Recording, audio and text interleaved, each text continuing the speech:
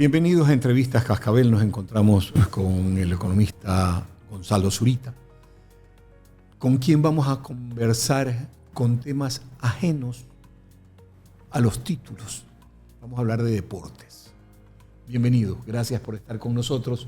Y cuéntenos, usted acaba de publicar un libro sobre Miguel Olvera y esa salida de temas acordados, temas de siempre. Usted siempre escribe sobre política, economía, pero no sabía de esa parte del deporte. El libro en realidad tiene algo de historia porque fue escrito para conmemorar los 50 años de la victoria de de Ecuador sobre Estados Unidos en Copa Davis, en la que los protagonistas fueron Miguel Olvera y Pancho Guzmán. Y aquello lo festejamos ya hace 9 años. Pero Miguel Olvera sigue vigente. ¿Ya? Está por cumplir 88 años de edad y es el más grande contribuyente al desarrollo del tenis ecuatoriano. Y lo digo así enfáticamente, sin ambivalencias, porque no hay otro tenista, profesor, maestro, deportista, atleta que haya hecho tanto por el tenis en el país como Miguel Olvera. ¿Incluso más que Pancho Segura? Cada uno a su nivel y en su debida medida. Porque Pancho Segura fue el profesor de todos, vamos a decirlo de esta manera. Incluyendo de Olvera. Sí, claro. El más consagrado de todos. De hecho, es el único ecuatoriano que está en el Hall de la Fama del tenis en Newport, Rhode Island. Pancho Segura, aparte, tenemos a otros que han hecho también historia dentro del tenis en el país, como podríamos hablar de Gómez, el zurdo Gómez, podemos hablar de Vivere. ¿Qué relación ha tenido Miguel Olvera con ellos? Pancho Segura decidió hace mucho tiempo antes, que él no viviría en el país. Entonces, el éxito de Pancho se da en realidad y parte desde el principio en que él no vivió en el país, él no vivió en el Ecuador. Él se hizo afuera y él se dio a conocer afuera. Y entonces, el nombre de Ecuador tenísticamente comienza de alguna manera a dar luces gracias al gran Pancho Segura. ¿Y esa decisión de vivir fuera la toma Pancho Segura? No sé si es que haya llegado a tener acceso a esa información. ¿Por qué? Esa es una de las grandes interrogantes, pero creo que a él lo marca el destino. Ya. Porque él viaja a Estados Unidos y lo único que tenía era su raqueta de tenis. Y existe una persona que lo ayuda mucho, que fue Gardner Malloy. Gardner Malloy fue un gran tenista, jugó los Grand Slams, llegó a vivir más de 100 años inclusive. Caramba. Y Miguel Olvera compitió incluso contra Gardner Malloy cuando Miguel empezaba a competir en la Florida. Y Gardner Malloy, cuando estuvo en Ecuador, le entregó una tarjeta de presentación a Pancho Segura y le dijo, como se decía con mucha frecuencia, bueno, aquí está mi tarjeta, búscame si necesitas algo. Y cuando Pancho, estando en Nueva York, finalmente ya se queda sin recursos, porque habían viajado en un vapor, ya, lo busca a Gardner Malloy.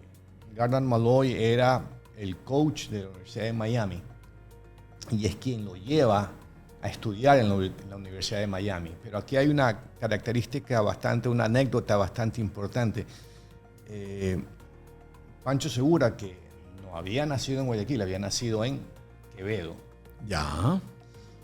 Él nunca fue a la escuela. Él no era graduado, él no era bachiller de nada.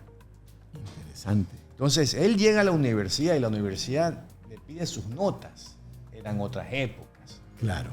Y Pancho, pues con una habilidad y una sonrisa muy grata, lo único que les decía, dice, bueno, ya lo pedí, está en el correo, y el correo pues en ese entonces se demoraba mucho tiempo. Y luego siempre, bueno, pasaron 3 años y las notas seguían perdidas en el correo y nunca llegaron. Ya. Eso hoy en día sería imposible. Claro. Pero en ese entonces, pues era una forma de sobrevivir. Y de esas era Pancho Segura. Y por eso ahí logra saltar al campo mundial en el tenis. Claro, entonces una cosa lleva a otra. En realidad, Ecuador era muy pequeño para él. Claro.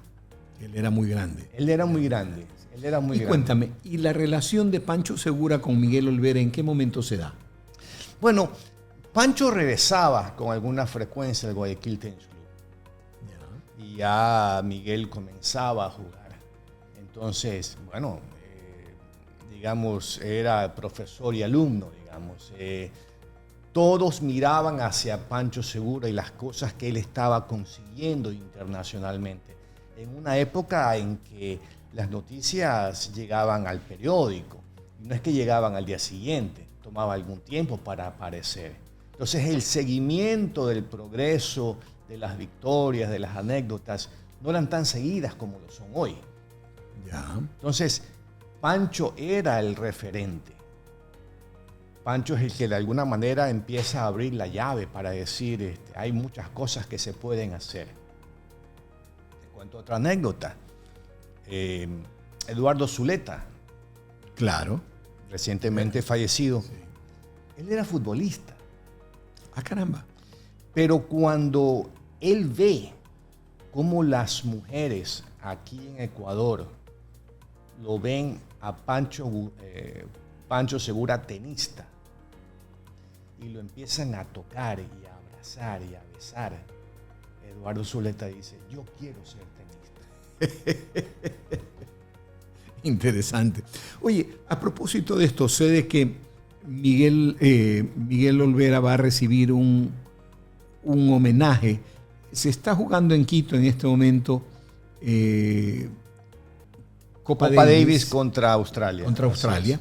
Y en ese evento que se inicia, creo, hoy día o mañana, no me acuerdo, va a hacerse un homenaje a Miguel Olvera. ¿Cómo es el tema? Entiendo que es así, muy merecido, por cierto. Podemos decir que Miguel es el decano del tenis nacional, porque él es el precursor de Icaza, Gómez y Vivere. Y de aquí, de ese entonces para acá, esa trilogía pues, marcó algo muy importante en el tenis ecuatoriano. Así que ese homenaje que él va a recibir muy oportuno y muy merecido. Repito, el más grande contribuyente al desarrollo del tenis ecuatoriano y todavía sigue produciendo jugadores. Es interesante porque en cada época, en cada decenio o en cada quinquenio se han destacado tenistas del Ecuador que han puesto bien el nombre del país dentro de una rama en la que el Ecuador siempre ha estado, en algunos casos entre los primeros y en otros casos por lo menos en el pelotón de los mejores. Ahora, ¿tenemos a alguien por esa línea? No, no es el caso. Creo que hemos perdido bastante ritmo en ese sentido. El deporte es muy difícil, es muy complicado. Demasiado competitivo también. Demasiado competitivo a nivel mundial. Y el esfuerzo parecería que seguiría siendo personal. Y eso requiere de mucho más de lo que existe en el país. Tú hablas de esfuerzo personal. Entendemos de que la preparación de un deportista de modo personal es sumamente caro. Te lo pongo de esta manera. Un chico, cuando tiene 13 años, un chico en proyección, él debe poderse parar en una cancha de tenis y poder golpear la pelota de manera competitiva con cualquiera. Vamos, si fuese a jugarle un set a Djokovic, perdería 6-0, 6-0, pero le mantendría la pelota en juego, ¿no? Y obviamente el otro tiene mucha más velocidad, potencia, movilidad, etcétera, etcétera. Conocimientos. Sí, pero tú podrías ver al chico a esa edad con una destreza y una habilidad X. Pero ¿qué pasa a partir de los 13 años? Ese chico necesita competir. Y no es una competición a nivel nacional, es internacional, es regional. Hablamos de Sudamérica, digamos. Y ahí es cuando las cosas comienzan a dificultarse. Porque no es el caso de Europa, en que la gente toma un tren y puede llegar a cualquier parte. Aquí tiene que tomar un avión. Y el Ecuador no es un hub internacional en términos de aviación. Claro. Y todo cuesta mucho más, tanto para llegar a Ecuador o como para salir de Ecuador. No es el caso de Lima, por ejemplo, que siendo un hub cuesta mucho menos viajar desde Lima. Y cuéntame una cosa, dentro de esos costos, ¿la Federación Ecuatoriana de Tenis aporta? ¿Cuál Federación Ecuatoriana de Tenis? ¿Cómo que cuál? ¿No hay una sola? Hay una sola, exactamente, y esa es la comandada por el presidente Galo Moncayo Navarrete,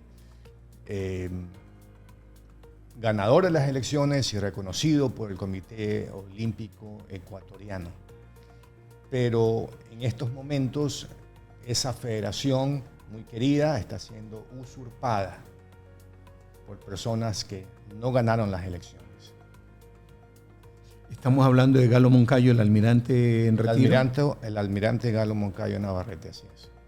Él es el verdadero presidente de la Federación Ecuatoriana de Tenis. ¿Y qué intereses hay para que otro grupo se le esté llevando? Habría que preguntarles a ellos. ¿Presupuesto?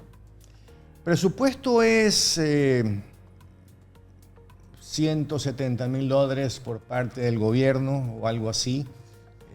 La mayoría viene de empresa privada, pero deberían estar preocupados sobre a quién le dan los fondos, porque en este momento quienes ocupan las instalaciones de la Federación Ecuatoriana de Tenis no son los verdaderos funcionarios de la Federación Ecuatoriana de Tenis. Qué pena me has dado, más aún porque lo conozco personalmente a Galo, sé la calidad humana de Galo Moncayo y me ha dado mucha pena, no conozco quiénes sean las contrapartes, pero dado de que estamos hablando de este tema, eso lo podríamos dejar para una entrevista posterior, incluso lo trataré de buscar a Galo en ese sentido. Se habla de que hay una ley de deporte en la que en este momento va a asignar un 25% de un fondo, alguna cosa, en favor del deporte ecuatoriano. Indicó el presidente Noboa de que de esa manera trata de pagar la deuda que el país tiene con el deporte. ¿Tú crees que este dinero, este aporte, esta asignación va a poder permitir de que nuestros deportistas en todas las áreas, fútbol, tenis, artes marciales, las que sean, van a poderse desarrollar, va a poderse desarrollar los arbitrajes que se necesitan, van a poderse desarrollar los técnicos que se necesitan? La respuesta es no. Dicen que van a aumentar un 25% en el presupuesto. Ya. Pero no dicen pues cuál es el presupuesto, número uno. Y los presupuestos de las federaciones no son iguales. Y las necesidades de esas federaciones tampoco son iguales. Y por último, el dinero que llega supuestamente asignado a las federaciones no llega a tiempo. Pues. Yo estaría seguro de que en estos primeros meses del año pocas federaciones probablemente hayan recibido sus asignaciones. ¿Del año pasado? No, de este año. A las de este año. Entonces, me parece apropiado, me parece bien que exista un aumento en el presupuesto, porque al final nuestros deportistas le dan mayor nombre y jerarquía al país en su competición. Pero eso también nos lleva a otras preocupaciones, porque es necesario que nuestros deportistas desfilen con el pabellón nacional, con la marca Ecuador.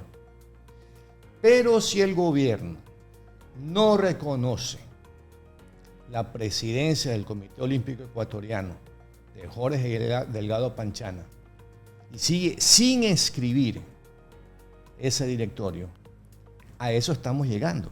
Entonces, ¿de qué serviría que el gobierno le dé una mayor asignación, un mayor presupuesto a las federaciones, si al final del día Ecuador no va a poder competir con el pabellón nacional en una competición del ciclo olímpico? Qué pena que los intereses hayan caído de esta manera sobre el deporte y el deporte no puede desarrollarse como lo que es un ámbito de paz, de formación y de estructuración psicológica, moral y ética de la gente. En estos momentos tan difíciles del país, en que nosotros como nación necesitamos que los chicos vean en nuestros deportistas a las grandes figuras que quisieran emular y que quizás no puedan hacerlo. Gonzalo Zurita, escritor, profesional, ecuatoriano y ecuatoriano de corazón. Muchas gracias, Gonzalo, por haber estado con nosotros. Gracias, un placer.